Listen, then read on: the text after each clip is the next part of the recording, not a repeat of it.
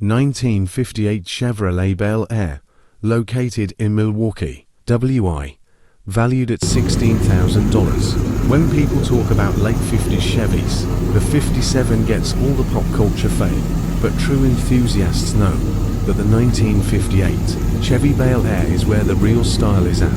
Historically, 1958 was a radical, one-year only design departure for GM, introducing the longer, lower, and wider chassis with those iconic quad headlights. When you compare it to a 58 Ford Fairlane 500 or a Plymouth Belvedere, the Bel Air just had a more sculptured, premium street presence that looked fast even when parked. To see how people are keeping these icons alive today, check out this rad cruiser I found listed in Milwaukee, Wisconsin, for $16,000.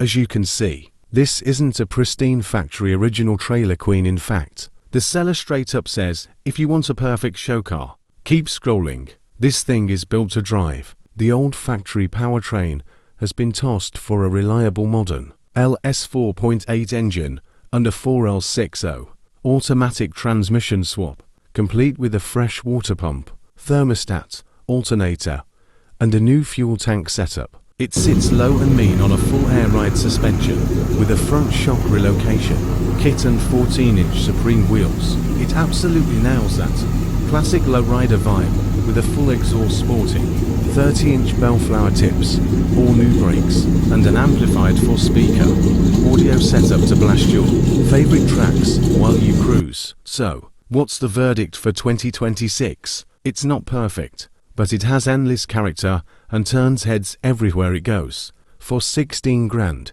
you get a reliable, neck-snapping classic you can actually enjoy every single weekend.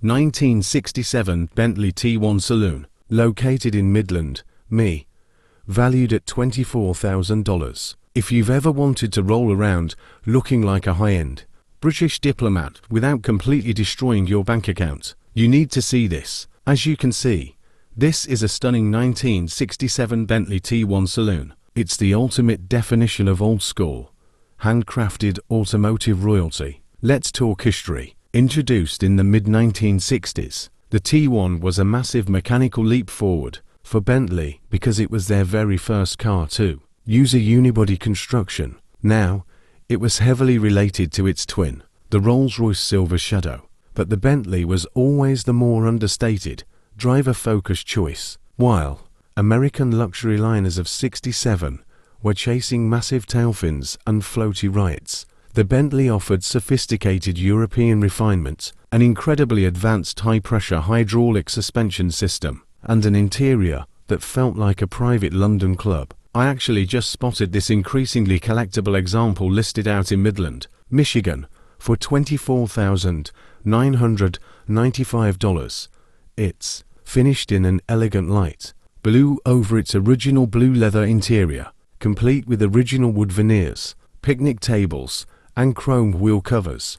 Under the hood, it's packing that legendary, buttery smooth British V8 engine. The private owner notes it runs and drives well, showing 40,908 miles on the odometer. It's had extensive recent maintenance, including a serviced and working hydraulic system with cleaned pumps and replaced hoses on our 134 AAC conversion, a fresh ignition tune-up, transmission service, and a rebuilt power valve. It comes with a clean green Michigan title and is completely ready to be shown off. So, what's the verdict on owning a '67 Bentley T1 here in 2026? In a sea of silent, identical, plastic-filled electric SUVs, driving a heavy metal, hand-built masterpiece is the ultimate statement. It's an analog escape that delivers an unmatched sense of occasion. Would you take a chance on this vintage British cruiser? 1961 DeSoto to drive HT, located in Willowwood, overvalued at $35,000. You'll see a pristine, long-tail silhouette of a 1961 DeSoto two-door hardtop. Now, true moper fans know that 1961 was the absolute final curtain call for the iconic DeSoto brand, making this car an incredibly rare piece of history. Back in the day, DeSoto sat right in the middle of Chrysler's lineup, fighting for space against mid-luxury heavy hitters like the Oldsmobile Super 88 or the Mercury Monterey. While those brands leaned hard into the emerging blocky 60s aesthetic, the 61 DeSoto went down swinging with a beautiful blend of jet-age space design and wild, sweeping rear fins. It was stylish, bold, and unapologetically distinct. Finding one of these today is like capturing a unicorn. Check out this marketplace listing. Because it was the final production year, only 911 of these two-door hardtops were ever made. It packs a roaring 361 engine paired with Mopar's legendary push-button automatic transmission. It's got power steering, power brakes, and fresh new tires. This specific car is originally a rust-free California native that had one repaint before being tucked away in storage for many years. The interior is original but features a new headliner, and the seller says it runs and drives absolutely great. So, how does a 61 DeSoto stand up to the world here in 2026? Honestly, it's a masterpiece. V8 relic is the ultimate statement. As the seller mentions, it's just a cool car that gets a ton of attention. 1999 Porsche 111 Carrera, located in Louisville, KY, valued at $20,000, yet arguably the best value sports car on the market. The 996 generation Porsche 911, introduced in 1999. This was a massive turning point for Porsche. They ditched the classic air-cooled engines for a water-cooled flat six, completely redesigning the chassis and giving it those infamous fried egg headlights. When you compare it to its late 90s rivals like the Corvette C5 or the Acura NSX, the 996 offered an unmatched blend of daily drivable German luxury and razor-sharp canyon carving performance. If you want to get into a 911 today without going bankrupt, you have to check out this listing. As you can see, it looks absolutely stunning with a sleek black exterior paired with a bright red interior, dark alloy wheels revealing red brake calipers, and a rear spoiler. It is currently listed for an incredibly tempting $20,000, marked down from $22,000. It has 119,000 miles on the odometer. Here is the absolute best part. The seller states a major service was just performed on the motor.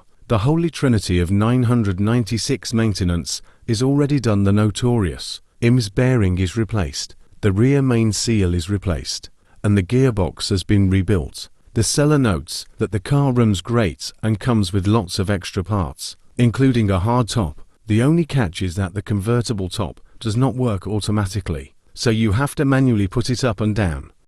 1958 Ford Thunderbird, located in Nunica, MI, valued at $15,000. Today, we're checking out a car that completely revolutionized the American luxury car market. As you can see in this turquoise beauty is the legendary first year of the Squarebird era, featuring that bold, boxy styling, dual headlights, and a sleek white roof. Historically, 1958 was a massive gamble for Ford.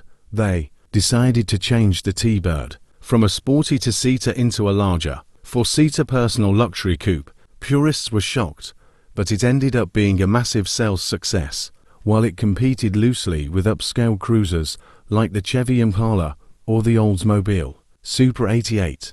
The Thunderbird carved out its own unique segment. It offered standard big block V8 grunge, usually packing a 350 cubic inch V8 pushing 300 horsepower blended with an ultra-plush cockpit-style interior. Check out this interesting marketplace find. It shows 91,000 miles on the odometer, and the seller notes it's a classic that actually starts up and runs. Now, keep in mind, the description explicitly mentions this is more of a project car that still needs some work, making it the perfect blank canvas for someone ready to bring it to the next level. The seller even noted it would be up for display at a car show at Priced Right Auto on Cleveland Street, so it's a known runner. So, does a 58 T-Bird project make sense here in 2026? 100%. 1950 Buick Roadmaster, located in Attica, MI, valued at $7,000. If you appreciate the days when American cars were built like Absolute tanks and wore massive chrome smiles. You're going to love this. Just look at this green machine. This is a 1950 Buick 4-door sedan.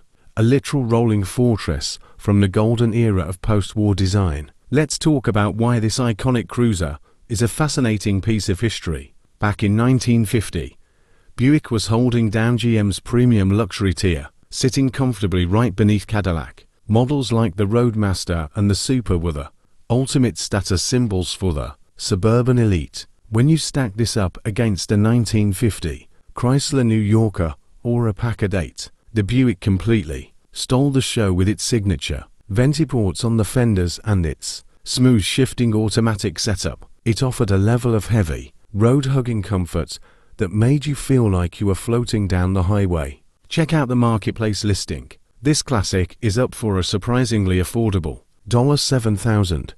It's an incredibly original, nearly rust-free survivor, originally from North Carolina, with only 43,000 original miles, and it's been safely tucked away in a climate-controlled building over the winter.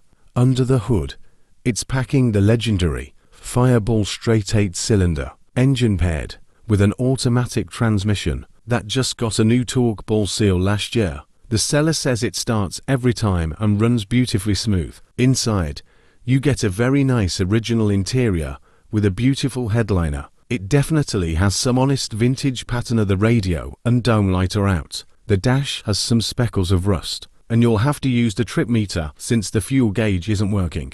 There are also a few spots of rust in the spare wheel well and trunk lip, but mechanically, it's ready to go with new master and wheel cylinders. So, does buying a 1950 Buick make sense here in 2026? Absolutely. 1951 Chevrolet Sport Coupe, located in Defiance. Oh, today we are taking a look at a gorgeous piece of post-war Americana, the 1951 Chevrolet Sport Coupe. Just take a look at those sweeping lines and that beautifully rounded hardtop roofline. This was back when cars had a real visual identity, long before everything was shaped by a wind tunnel. Back in 1951, Chevy was absolutely dominating the US market. The two-door hardtop Sport Coupe was the choice for drivers who wanted premium style without paying Cadillac money. When you stack it up against its main rivals at the time like the Ford Custom Tudor or the Plymouth Cranbrook, the Chevy stood out for its incredibly smooth ride and mechanical durability. Check out this beautiful survivor listing. This clean and clear title gem just sale for $16,500, and honestly, the beer got an absolute steal. Under that massive hood sits a classic 6-cylinder engine paired with a 3-speed manual transmission that features a cool, old-school built-in anti-theft mechanic. Get this, the car has only 27,000 original miles. The seller notes it has a very nice and clean interior, an exceptionally clean body with absolutely zero rust, and a completely immaculate underside. So, why does a 51 Chevy matter here in 2026? Because it is the perfect palate cleanser. 1950 Mercury Coupe, located in DeKalb, IL, valued at $24,000. You're looking at an absolute masterpiece of automotive design. The 1950 Mercury Coupe, with its flowing lines and sinister stance. This car was born to turn heads. Historically, the 1949 to 1951 Mercurys were an absolute home run for Ford's upscale division. While a standard 1950 Ford was great, the Mercury gave you extra length, a lower slung roofline, and an aggressive grille that made it look instantly customized straight from the factory. Compared to its peers back then, like the Oldsmobile 88 or the Chrysler Windsor, the Merc was the undisputed rebel of the street, cementing its place forever in pop culture. To see how people are keeping this legacy alive, check out this beautiful example I found listed out in DeKalb, Illinois, for $24,800 down from its original $26,900 asking price. This is a true original all-steel body Mercury that perfectly blends that iconic 50s style with modern reliability. The old flathead is gone. Instead, it's packed with a GM late model 350 crate, engine fed by an electronic fuel pump. It drives through an automatic 3-speed transmission with a 12-volt alternator keeping everything powered up. Best of all, it's a completely comfortable cruiser thanks to upgraded vintage air conditioning and an integrated CD player. It is completely loaded and ready to go. So, how does a 50 Merc Restomod look to us in 2026? Honestly, it's the ultimate statement. 1947 Plymouth Special Deluxe, located in Canfield, valued at $14,000. Just look at that deep, rich paint glistening in the sun against those classic wide white wall tires is the absolute definition of old-school American style. Let's dive into why this post-war icon is so special. A little history lesson. Right after World War II, American automakers rushed back to building civilian cars, often carrying over refined pre-war designs. The Special Deluxe was Plymouth's high-trim flagship model, built to go toe-to-toe with the Ford Super Deluxe and the Chevy Starmaster. While Ford had its V8, Plymouth won over buyers with its reputation for bulletproof engineering, an incredibly smooth ride, and sheer mechanical reliability. It was the dependable, stylish family cruiser of the late 1940s. The seller mentions it must go and is open to reasonable offers. It was beautifully restored by a previous owner and is described as gorgeous inside and out. Under the hood, it retains its classic vintage soul with a flathead straight 6 engine paired with a traditional 3-on-the-tree column-shifted manual transmission to keep everything running reliably. It features an all-new 6-volt wire harness and a fresh 6-volt battery. The car shows very nicely, and while the seller notes it does have a couple of honest dents and nicks from being driven, it's an incredible turnkey survivor. So, does a 47 Plymouth make sense here in 2026? 100% karma. Would you hot rod it? Let me know in the comments below. 1951 Hudson Commodore 8, located in Manitowoc, Why?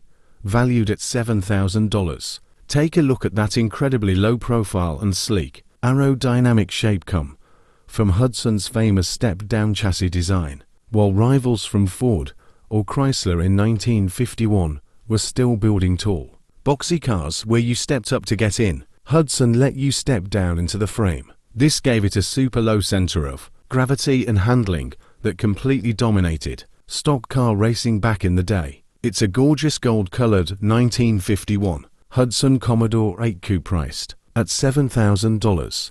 Under that massive hood sits Hudson's smooth inline 8 engine paired with a classic manual transmission, and it only shows 32,000 miles on the dash. The seller notes that it runs and drives great, features a brand new interior, and is an incredibly solid car with a clear title. Interestingly, the seller also has a 1941 Hudson 2-door sedan that runs and drives good for $15,000. So, how does a 51 Hudson look to us in 2026? Honestly, it's the ultimate analog cruiser.